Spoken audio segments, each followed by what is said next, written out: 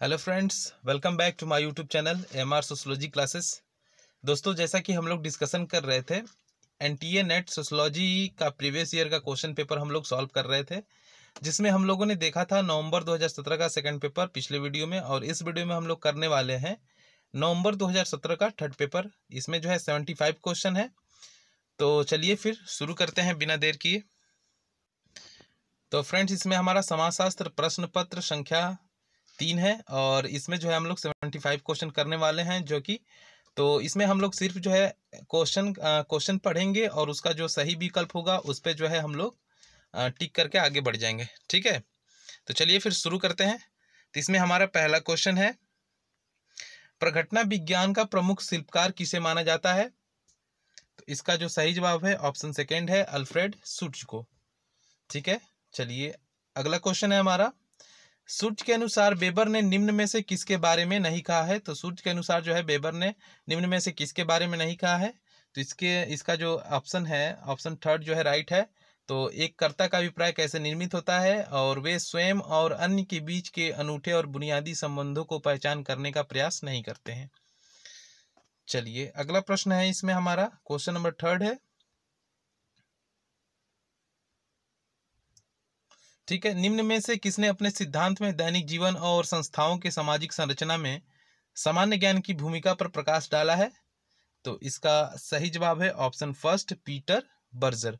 तो ये जो है फ्रेंड्स इंपॉर्टेंट क्वेश्चन है, एग्जाम में पूछा जा चुका है कई बार, पिछली वीडियो में हम लोग कर चुके हैं इसको। ठीक है, अगला प्रश्न है, क्वेश्चन नंबर 4 है, निम्नलिखित हेराल्ड गार्फिंगर ने निम्न में से किसको मूलभूत समाजशास्त्री प्रघटना माना है? तो इसका सही विकल्प है ऑप्शन सेकंड, सामाजिक तथ्यों का वस्तुनिष्ठता को सदस्यों की उपलब्धता के रूप में मानना। जो है हेराल्ड गार्फिंगर ने निम्न में से ये जो है समाजशास्त्री घटना को इसका जो है मूलभूत समाजशास्त्री प्रघटना माना है हेराल्ड गार्फिंगर ने, कि सामाजिक तथ्यों की विषय वस्तुनिष्ठता को सदस्यों की उपलब्धता के रूप में मानना। अगला प्रश्न है, क्वेश्चन नंबर 5 है, गार्फिंकल के अनुसार निर्जातीय प्रणाली के बारे में निम्न में से कौन सा एक प्रमुख बिंदु है? तो 5 का जो राइट आंसर है आपका ऑप्शन फर्स्ट, वे आत्मवाचक के रूप में उत्तरदायी होते हैं। तो क्वेश्चन नंबर 6 है हमारा, इसमें सूची 1 को सूची 2 से सुमेलित करना है, और एक तरफ कृतियां हैं और दूसरी तरफ जो है लेखक हैं। तो चलिए फिर इसको मैच करते हैं हम लोग।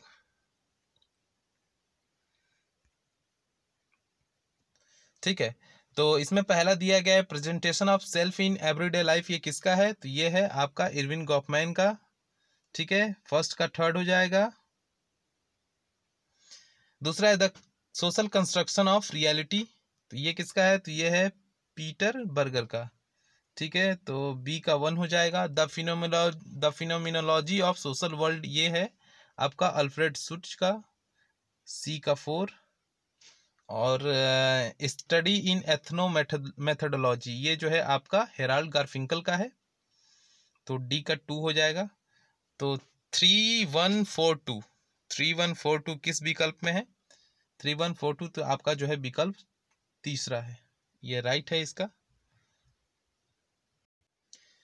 अगला प्रश्न है, 7 नंबर क्वेश्चन है, निम्न में से कौन सी अवधारणा अल्थुजर के सिद्धांत से संबंधित नहीं है? इसका सही जवाब है आपका ऑप्शन फर्स्ट, परहितवाद। जो है ये अवधारणा जो है अल्थुजर के सिद्धांत से संबंधित नहीं है। अगला प्रश्न है, क्वेश्चन नंबर 8, अलेक्जेंडर के अनुसार निम्न में से कौन सी संरचनात्मक प्रकार्यवाद से संबंधित समस्या नहीं है? तो इसका सही जवाब है ऑप्शन थर्ड, एकीकरण।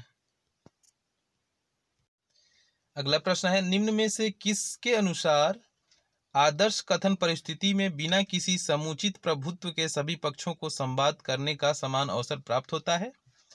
तो ये इसका राइट आंसर है ऑप्शन 4। ठीक है, जेफ्रे हैबरमास। अगला प्रश्न है, सूची 1 को सूची 2 से क्या करना है? सुमेल करना है। तो इसमें चलिए हम लोग इसको मैच करते हैं। अति निश्चय की अवधारणा किसका है? तो ये जो है अल्थुजर का है। ए का 4। संरचनाकरण गिडेंस का है। ठीक है, बी का 2 होगा। और 9 प्रकार्यवाद अलेक्जेंडर का है। अविकृत संवाद ये किसका है? हैबरमास का। ठीक है, तो ए का 4 होगा, बी का 2 होगा और सी का 1 हो जाएगा। तो इसका सही विकल्प है ऑप्शन सेकेंड। अगला प्रश्न है, निम्न में से कौन से फ्रैंकफर्ट स्कूल से संबंधित नहीं है? तो फ्रेंड्स, इसको जो है यूजीसी ने इस प्रश्न को डिलीट किया था शायद। तो इसका इसमें जो मुझे लगता है जहां तक, इसका ऑप्शन फर्स्ट होगा, ए बी और डी इसमें जो है, तो किसी विकल्प में नहीं है। तो आप लोग कमेंट करके बताइएगा कि इसका आंसर क्या होगा। ठीक है, अगला प्रश्न है, निम्न में से कौन सी मिशेल फूको की रचना नहीं है? तो मिशेल फूको की रचना कौन सी नहीं है? तो इसका ऑप्शन है ऑप्शन सेकेंड, रीडिंग कैपिटल। ये जो है अल्थुजर की बुक है। ठीक है, रीडिंग कैपिटल जो है मिशेल फूको की नहीं है, अल्थुजर की है। चलिए, अगला प्रश्न है, संरचनाकरण के सिद्धांत में गिडेंस निम्न में से किस पर केंद्रित करते हैं? तो संरचनाकरण के सिद्धांत में गिडेंस जो है निम्न में से किस पर ध्यान केंद्रित करते हैं? तो ये जो इसका जो होगा राइट आंसर ऑप्शन सेकेंड होगा, संरचना द्वैत का। ठीक है,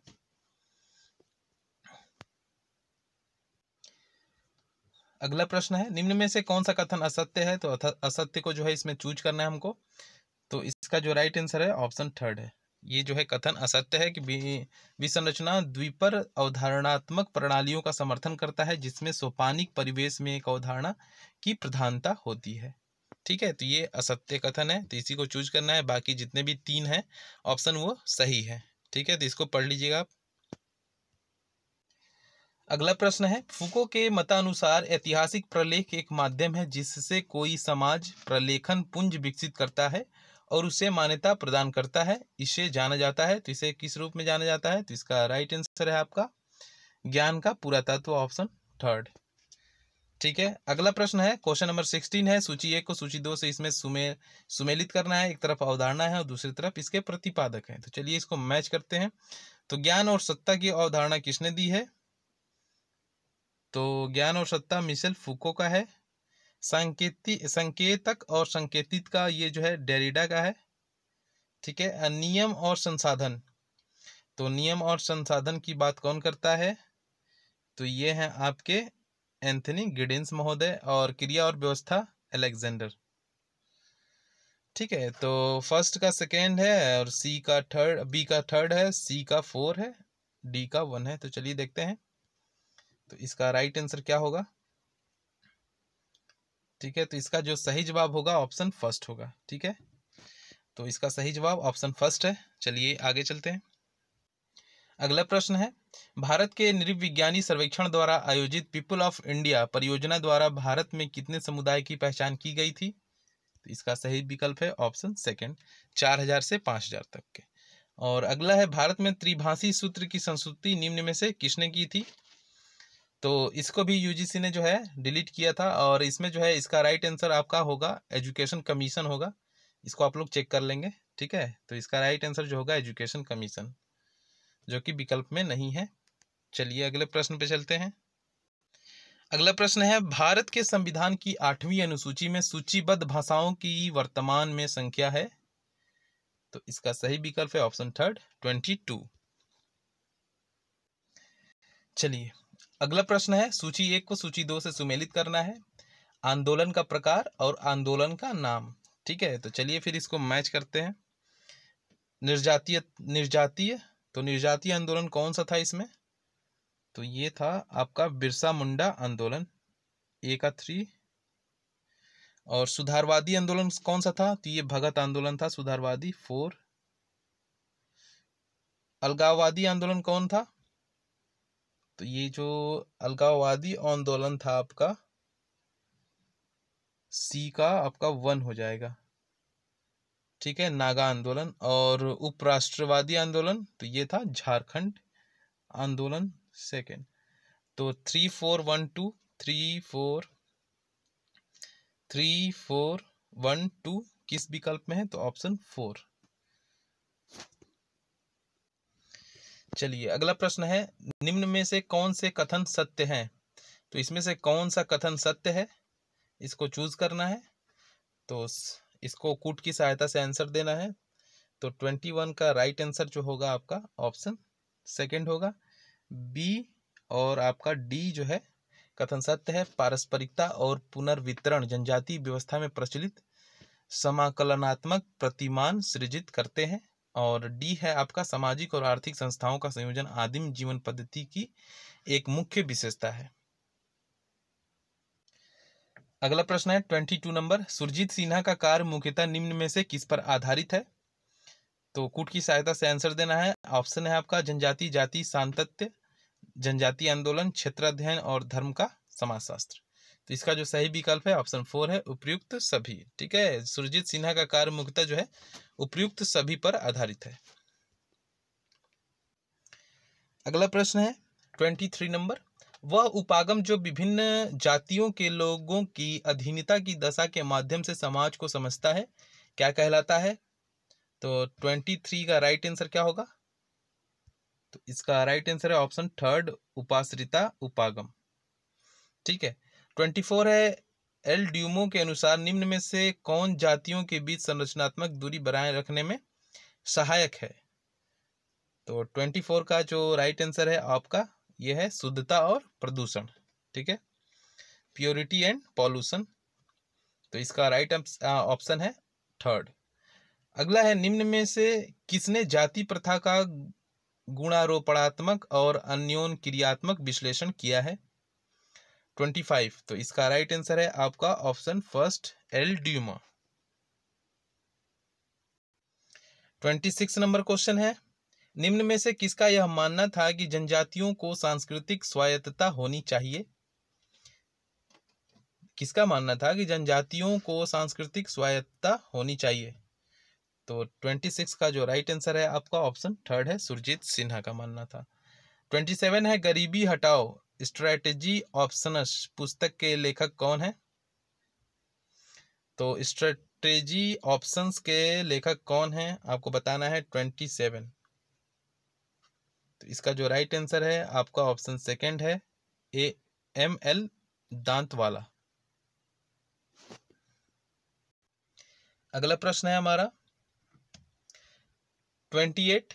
तो इसमें जो है सूची 1 को सूची 2 से सुमेलित करना है। एक तरफ लेखक हैं और दूसरी तरफ उनके मुद्दे हैं। तो चलिए इसको सुमेलित करते हैं। तो इसमें है MN श्रीनिवास, तो इसका होगा MN श्रीनिवास का ऑप्शन 2 हो जाएगा, A का 2 हो जाएगा। टालकर पार्सन्स ये हो जाएगा आपका समाजों का उद्विकास, B का 1। रजनी कोठारी, तो रजनी कोठारी का आपका हो जाएगा राज्य और राष्ट्र निर्माण, और बेंडिक्स का आपका होगा राष्ट्र निर्माण और नागरिकता। ठीक है, तो इसका राइट आंसर है ऑप्शन 2। 29 नंबर क्वेश्चन है, इसमें जो है अभिकथन है और तर्क उसको जो है, तो चलिए इसको आंसर देते हैं। तो फिर अभिकथन क्या कह रहा है? क्षेत्रीय निर्जातीय और धार्मिक असमंजस्य राष्ट्र निर्माण में बाधक पहुंचाते हैं। तर्क है, तो राजनीतिक अभिजात्य वर्ग की रुचि वोट बैंक बनाने के लिए असमंजस्य पैदा करने में होती है। तो 29 का जो राइट आंसर है आपका ऑप्शन 1 है, A और R दोनों सही है, RA की सही व्याख्या करती है। चलिए अगला 30 नंबर क्वेश्चन, 2011 की जनगणना के अनुसार भारत के किस राज्य में मलिन बस्ती निवासियों की संख्या सबसे अधिक है?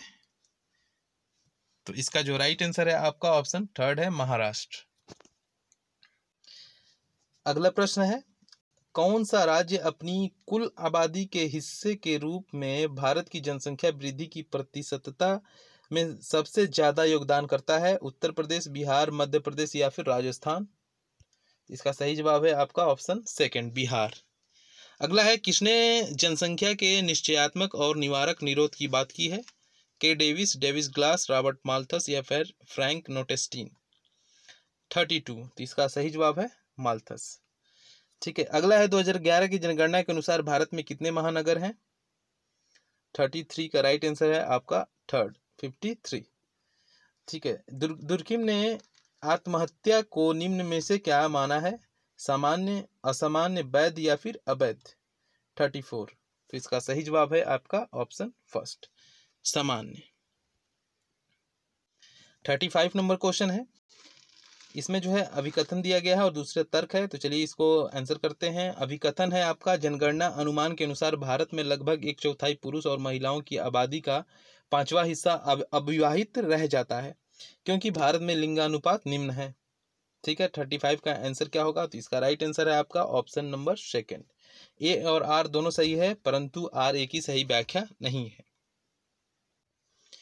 अगला प्रश्न है, national crime record bureau NCRB के आंकड़ों के अनुसार मादक द्रव्यों से संबंधित आत्महत्याओं में सर्वाधिक दर भारत के किस राज्य या प्रांत में पाई गई है? पंजाब, आंध्र प्रदेश, केरल या फिर महाराष्ट्र? तो 36 का राइट आंसर है आपका ऑप्शन थर्ड, केरल। ठीक है, अगला है, नीचे दिए गए अभिकथन और तर्क के आधार पे जो है इसको आंसर करना है, कूट की सहायता से आंसर करना है। तो चलिए इसको, अभिकथन कह रहा है भारतीय जेलों में अपराधियों का बहुत बड़ा हिस्सा पुरुष है, क्योंकि सामान्यतः महिलाएं अपराध का शिकार होती हैं और वे अपराध करने में शामिल नहीं होती हैं। तो 37 का जो राइट आंसर है आपका ऑप्शन थर्ड है। ये सही है, परंतु आर क्या है? गलत है। ठीक है, 38 नंबर क्वेश्चन है हमारा, समकालीन एनएसएसओ सर्वेक्षण के अनुसार भारत में मादक पदार्थों का प्रयोग करने वालों की सबसे अधिक प्रतिशतता किस धर्म समूह में है? सिख, ईसाई, हिंदू या फिर बौद्ध? इसका राइट आंसर है आपका ऑप्शन सेकंड, ईसाइयों में। ठीक है, अगला प्रश्न है, इसमें जो है अभिकथन और तर्क के जो है आधार पर कूट की सहायता से आंसर देना है। तो अभिकथन है आपका, मादक पदार्थों का व्यसन निम्न आय समूहों में अधिक प्रचलित होता है, क्योंकि वे अधिक तनावग्रस्त होते हैं और उनके जीवन में सामाजिक आर्थिक समस्याएं अनेक होती हैं। तो 39 का जो राइट आंसर है आपका ऑप्शन फर्स्ट है। ए और आर दोनों सही है, आर ए की सही व्याख्या करता है। अगला प्रश्न है, नेशनल बिल्डिंग एंड सिटीजनशिप पुस्तक किसने लिखी है? तो इसका राइट आंसर है ऑप्शन फर्स्ट, रेनहार्ड बेंडिक्स। ठीक है, अगला प्रश्न है 41 नंबर, निम्न में से किसने भारतीय समाज के अध्ययन में रॉबर्ट रेडफील्ड के लघु एवं बृहद परंपराओं की अवधारणा का अनुप्रयोग किया है? 41, तो इसका जो राइट आंसर है आपका ऑप्शन फर्स्ट है, मिल्टन सिंगर। ठीक है, अगला प्रश्न है 42 नंबर, योगेंद्र सिंह के अनुसार उपसांस्कृतिक पश्चिमीकरण है, उपसांस्कृतिक पश्चिमीकरण क्या है? तो इसका जो सही जवाब है ऑप्शन फर्स्ट है, पर सांस्कृतिक ग्रहण की एक संकलक और खंडात्मक प्रक्रिया है। अगला प्रश्न है 43 नंबर, किसने कहा है कि धर्मनिरपेक्षता भारतीय समाज के आधुनिकीकरण की एक उप प्रक्रिया है?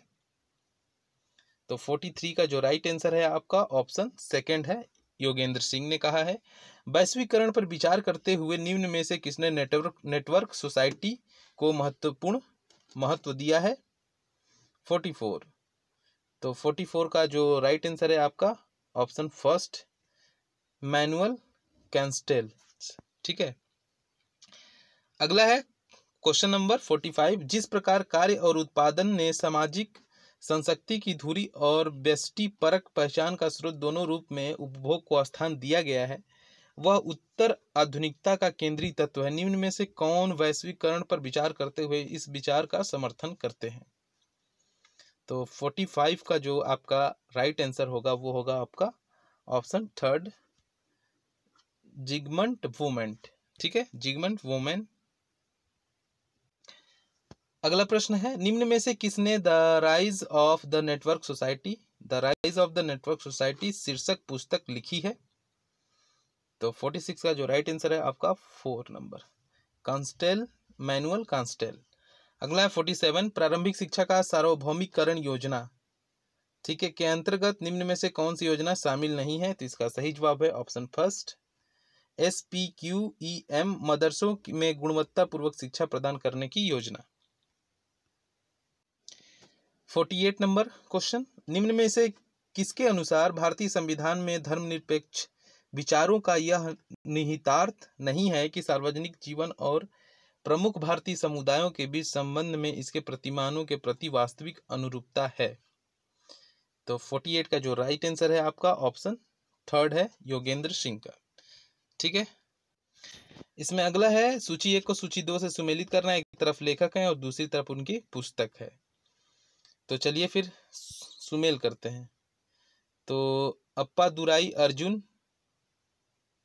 ठीक है, तो ये मॉडर्निटी एट लार्ज ए का थर्ड, और एशियन ड्रामा जो है मिर्डाल की है, तो सी का 4 हो जाएगा, ठीक है, सी का 4 है। और एजी फ्रैंक तो 49 का जो है एजी फ्रैंक बी का आपका हो जाएगा सेकंड। और वंदना शिवा जो है स्टोलन हार्वेस्ट, तो इसका राइट आंसर है आपका ऑप्शन 4। अगला प्रश्न है, उत्तर हरित क्रांति काल में किसानों ने श्रमिकों को अनुशासित करने के लिए और श्रमिक बाजार के विनियोजन संयोजन के लिए ऋण और आसंजन के तंत्र का प्रयोग किया, जिससे श्रमिकों का विसर्वहाराकरण हुआ। यह कथन किसका है? तो यह कथन है टॉम ब्रास का। अगला है 51 नंबर, उस आंदोलन का नाम बताइए जिसकी जड़ें सामुदायिक और आर्थिक हैं। तो 51 का जो आपका होगा ऑप्शन 4 होगा, मोपला आंदोलन। अगला है 52 नंबर है, the Punjab peasant in prosperity and depths, wisdom and waste in Punjab villages, ठीक है, पुस्तक के लेखक कौन है? 52, तो इसका राइट आंसर है आपका ऑप्शन 3, ठीक है, ऑप्शन 3 है मैल्कॉम एल डार्लिंग।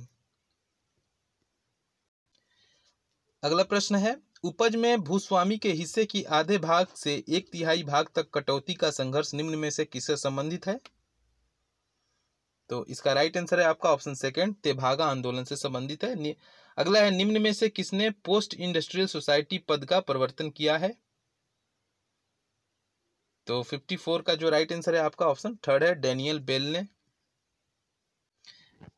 अगला प्रश्न है, इसमें जो है 55 नंबर है, तो अभिकथन और तर्क है। तो चलिए इसका अभिकथन देखते हैं। एक औद्योगिक समाज में आत्महत्या की दर कृषक समाज की तुलना में काफी अधिक होती है। तर्क है क्योंकि श्रम विभाजन में बढ़ोतरी के साथ व्यक्ति की स्वायत्तता बढ़ती है। तो 55 का जो आपका राइट आंसर है ऑप्शन 2 है। ए और आर दोनों सही है, परंतु आर ए की सही व्याख्या नहीं है। अगला है 56 नंबर क्वेश्चन, ग्रामीण नगरीय प्रवसन जिसके कारण भारत में तीव्र नगरीकरण और औद्योगिकरण हुआ, मुख्य रूप से यह किसका परिणाम है? तो 56 का जो राइट आंसर है आपका ऑप्शन 3 है, ठीक है, विकर्षित करने और आकर्षित करने वाले दोनों कारक जो है इसमें मुख्य रूप से कारक हैं इसके। चलिए अगला है 57 नंबर, जब नगरीय क्षेत्रों में प्रवसन नगर में औद्योगिकरण की दर से अधिक हो जाता है तो यह स्थिति क्या है? 57, तो यह स्थिति है अति नगरीकरण, ऑप्शन 2। 58 नंबर क्वेश्चन है, थर्स्टिन वेबलेन ने अपनी प्रसिद्ध पुस्तक the theory of leisure class में अवकाश वर्गों का वर्गीकरण किया है। तो ये किया है जंगली, बर्बर और सभ्य में।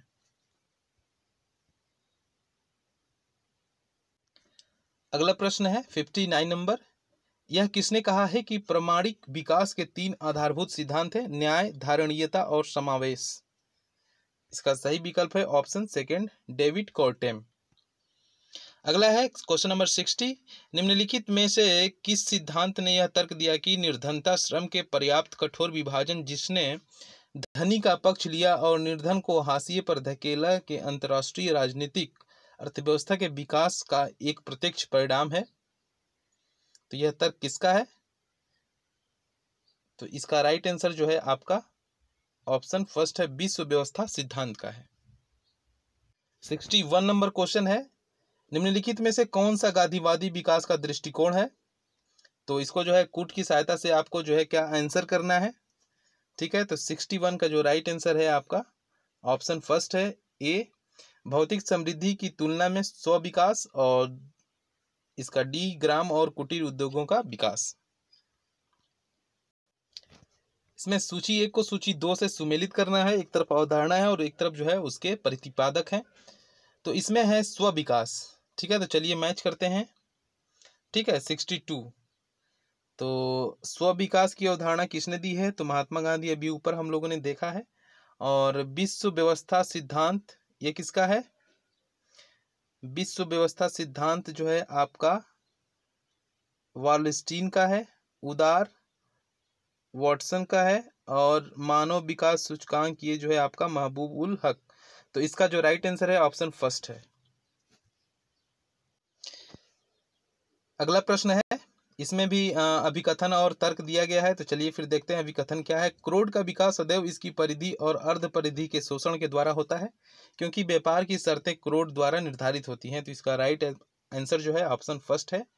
ए और आर दोनों सही है। आर ए की क्या करता है? सही व्याख्या करता है। ठीक है, चलिए 64 नंबर क्वेश्चन। जनगणना आंकड़ों से जन्म और मृत्यु दरों तथा स्वाभाविक वृद्धि की दरों का अनुमान लगाने की सर्वोत्तम पद्धति किसके द्वारा प्रदान की गई थी? तो 64 का जो राइट आंसर है आपका ऑप्शन थर्ड है, जे.आर. रेले के द्वारा। अगला है 65 नंबर। भारत में दोहरी रिपोर्टिंग प्रणाली के पद्धति विज्ञान का संबंध है। तो 65 का क्या होगा? 65 का जो राइट आंसर है आपका ऑप्शन थर्ड है, प्रतिदर्श पंजीकरण प्रणाली से। अगला है 66 नंबर क्वेश्चन। एक प्रदत्त प्रवसन अंतराल जिसमें उद्गम का समान क्षेत्र है और गंतव्य का समान क्षेत्र है के दौरान निवास परिवर्तन की कुल संख्या को जाना जाता है। तो इसका राइट आंसर है ऑप्शन 4, प्रवसन धारा के नाम से। अगला है 67 नंबर। अप्रत्यक्ष जन्मवादी रोधी नीतियों का उदाहरण कौन सा है? तो इसका राइट आंसर है आपका ऑप्शन सेकंड है, प्रोत्साहनों का प्रावधान। अगला प्रश्न है 68 नंबर। भारत में चिकित्सीय गर्भपात अधिनियम किस वर्ष पारित किया गया था?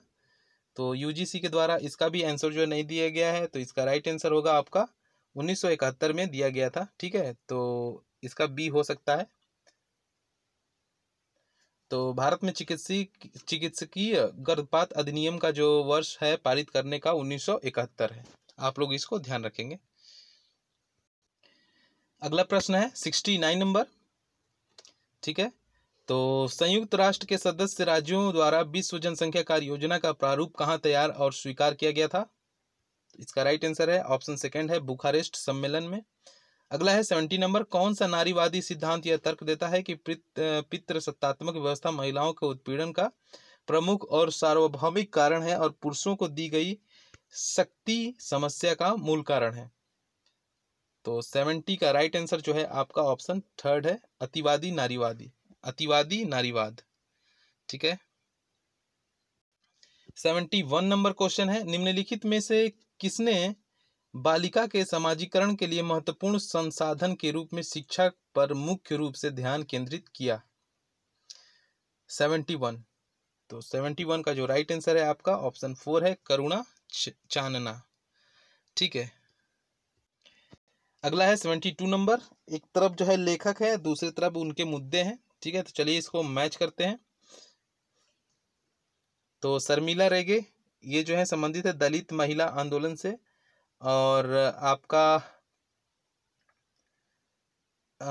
उर्वशी बुटालिया ये है महिला संघर्ष। मार्था अल्टरचैन विधवा विवाह से संबंधित है, ये विधवाओं से। और बीना अग्रवाल ये है आपके लिंग और भूमि अधिकार से। तो इसका जो राइट आंसर होगा ऑप्शन फर्स्ट होगा। अगला प्रश्न है 73 नंबर प्रश्न है। निम्नलिखित में से कौन सी कृति लीला दुबे की नहीं है? तो ये है आपका option first, reflection on the women's movement in India. ये जो है लीला दुबे की पुस्तक नहीं है। अगला प्रश्न है, भारत में वर्ष 2001 को किस वर्ष के रूप में घोषित किया गया था? तो इसका राइट आंसर है ऑप्शन 4, महिला सशक्तिकरण वर्ष के रूप में घोषित किया गया था वर्ष 2001 को। अगला प्रश्न है, निम्नलिखित समाजशास्त्रियों में से किसने दुख प्रकट किया है कि एक संस्था के रूप में जाति की बाधक भूमिका तथा प्रतिक्रियावादी महत्व अभी भी भारतीय अर्थव्यवस्था के छात्रों द्वारा बहुत ही अपर्याप्त रूप से समझा गया है? तो इसका जो सही विकल्प है वो है आपका ऑप्शन फर्स्ट, ए.आर. देसाई के द्वारा। ठीक है, तो ये जो है हमारा कंप्लीट हो गया। नवंबर 2017 का पेपर थर्ड है। ठीक है, 75 क्वेश्चन हम लोगों ने देख लिया। और उम्मीद करते हैं कि जो है ये आपको पसंद जरूर आया होगा। तो पसंद आया हो तो लाइक कमेंट करके बताएं, और हमारे चैनल पर नए हैं तो चैनल को सब्सक्राइब करें, बेल आइकन को प्रेस करें ताकि नोटिफिकेशन आपको मिलता रहे। तो ठीक है, फिर मिलते हैं नेक्स्ट वीडियो में। बहुत बहुत धन्यवाद।